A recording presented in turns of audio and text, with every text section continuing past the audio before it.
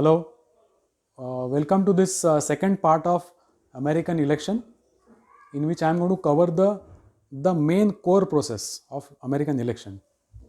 But before that, I forgot to add in the last episode about the symbol of Republican Party, which is the elephant.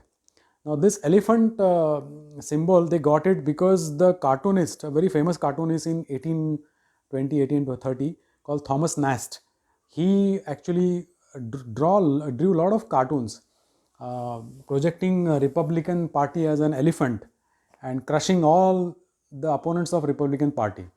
So eventually by 1864, it took a lot of time, Republican Party realized that this is a good symbol to represent their ability to crush the opponents, to make a way for themselves. So they eventually took this as a symbol, elephant. So this was one point which I had forgotten in the last episode. So I just quickly added that. Now I will start with the qualifying criteria for the president to become American president before we get into the specifics of the process. The number one condition is that he should have been born in America. That is number one.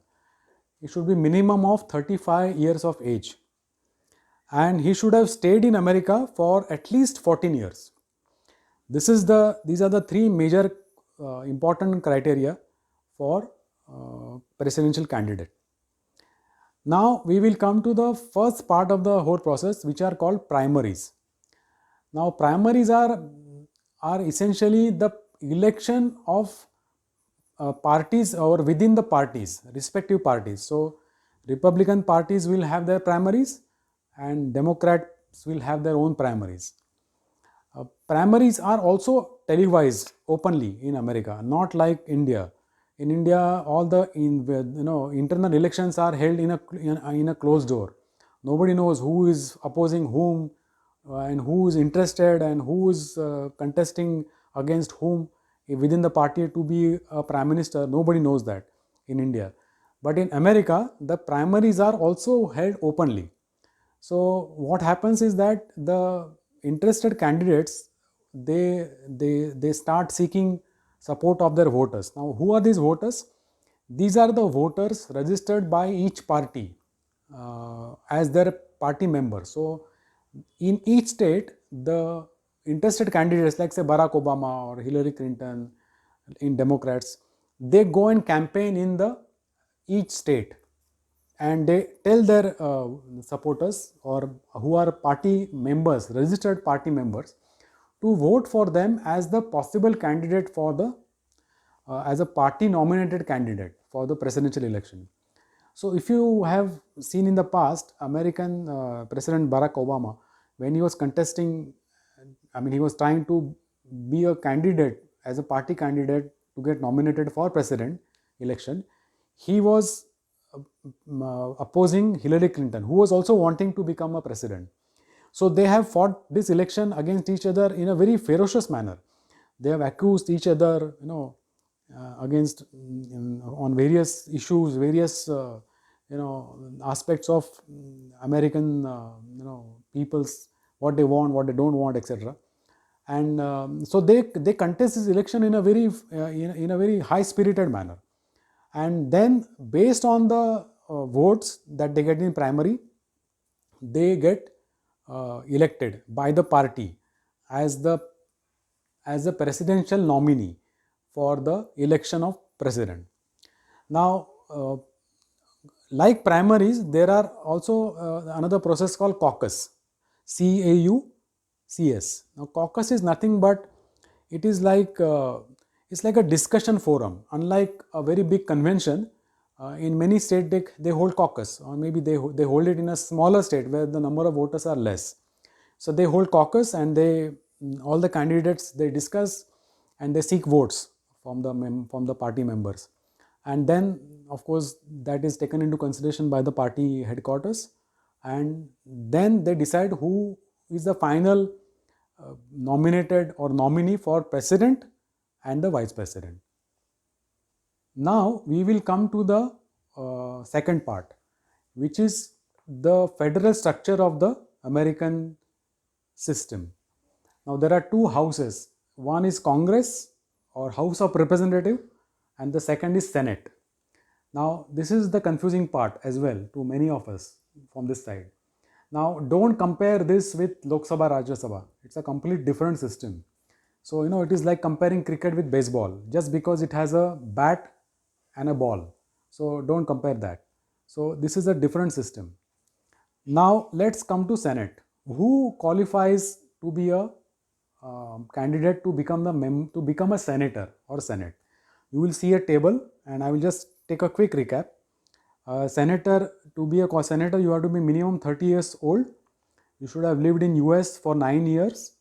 You don't have to be born in the US. The senator term is 6 years. And most importantly, senators, every 2 years, 1/3 of the Senate members are elected. And there are total 100 members. So basically 33 members, they get their election is held every 2 years. That is for the Senate. Now look at the House of Representative. Or they just, sometimes Americans just call it the House. To become the House of Representative member, you have to be 25 years of old. You should have lived in US for 7 years. And again, for this also, you don't have to be born in the US. And so basically what happens is that you can immigrate at the age of 25, live there for 7 years, you become 32 years old, and you can become the House of Representative member when you are 33 years of old. And you will see many Indians who have migrated at early age and worked there at party level or even professional level. They contest these elections and they become the member of House in America.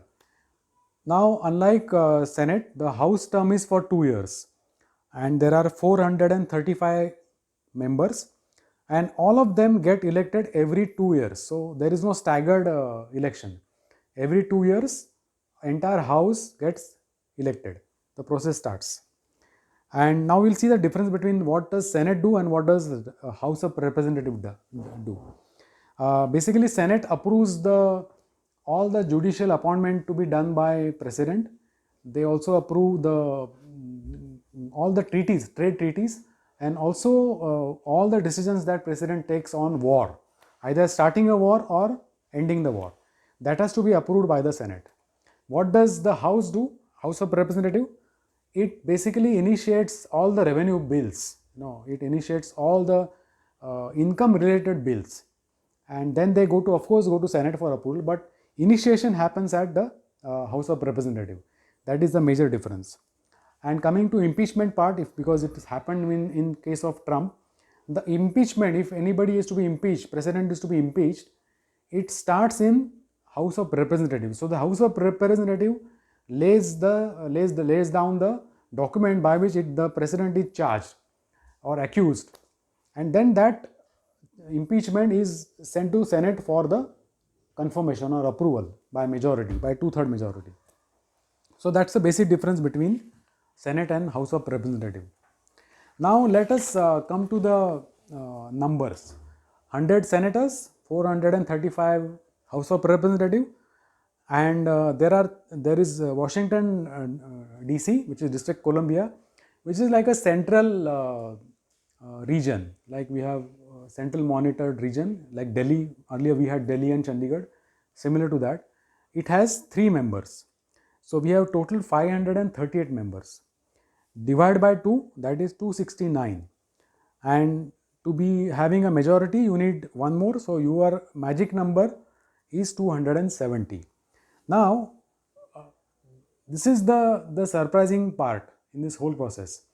These 270 number, they don't vote for president.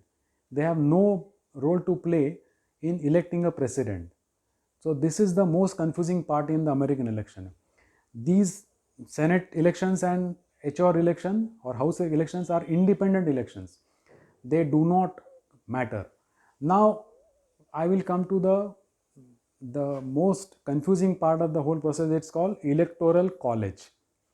Now Electoral College is nothing but a process by which each state is allocated the electors by the number of senators and House of Representative. Now we will come to one state so that it will become very clear.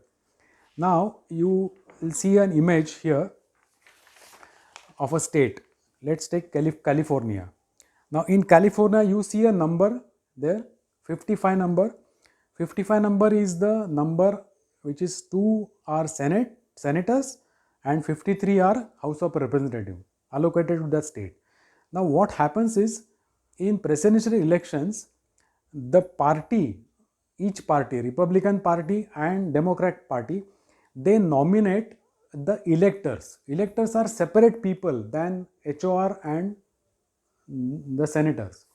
And so when you vote for a president and vice president for a given party, supposing I am voting for Trump and Mike Pence as my preferred candidate, and I am staying in California, and I vote, when I vote, I agree to the nominated electors of by the Republican Party for California state, which are so there will be 55 people who are nominated as electors by the Republican Party. So I say that I am agreeing to these names as electors.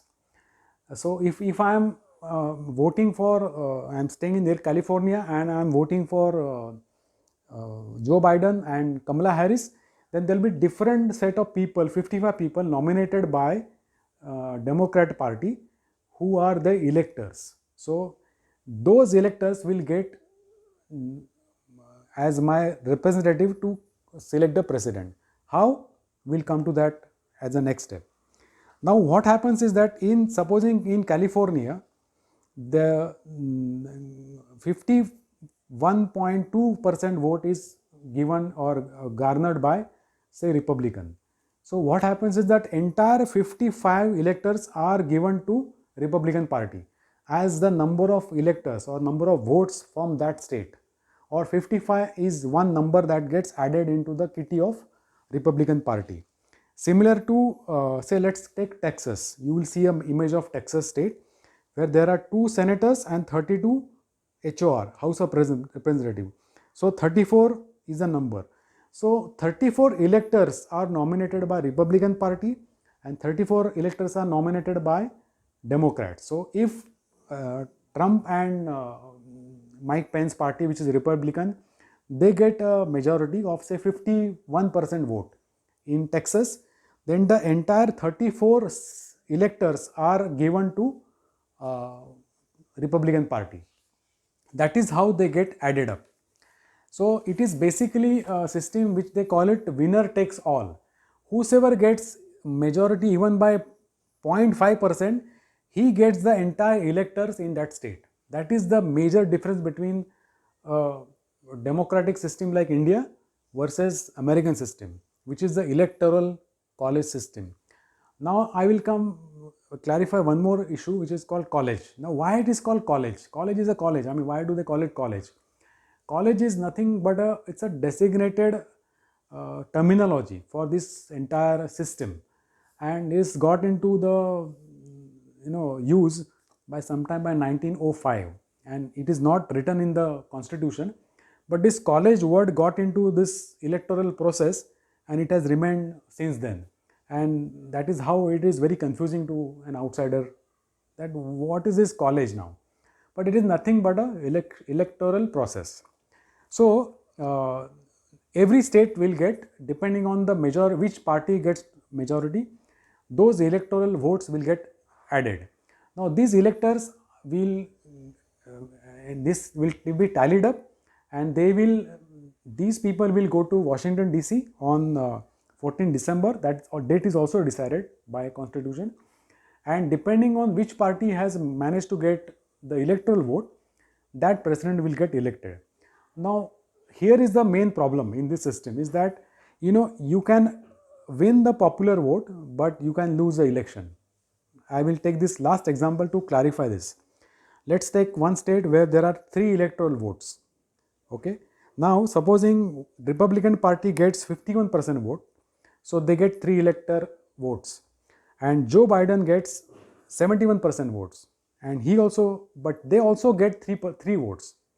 So to gain 3 votes, somebody has managed it with 51% vote to gain 3 votes in another state. He has got 71% vote. So he has got more votes or more popular votes, but they both have got 3 electors.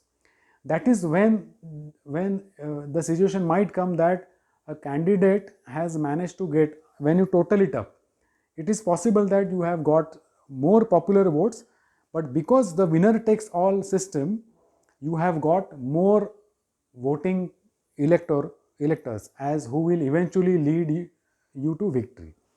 That is the main flaw in this system.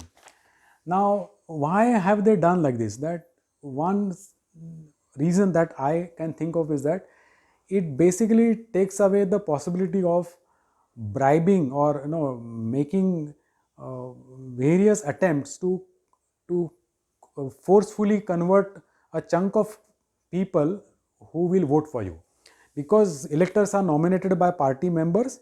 They cannot be coerced into favoring another candidate. That's the only reason why I think this has been made. This system has been opposed for a long time by many people or many lobbies, but it has not changed, and time only will tell whether this will change or not change. But that is how the system works in American election process. Now with this knowledge, you will now be able to look at American election in a more clear and more in a manner by which you will understand it better and you will enjoy it better. Thank you for your patience. Thank you.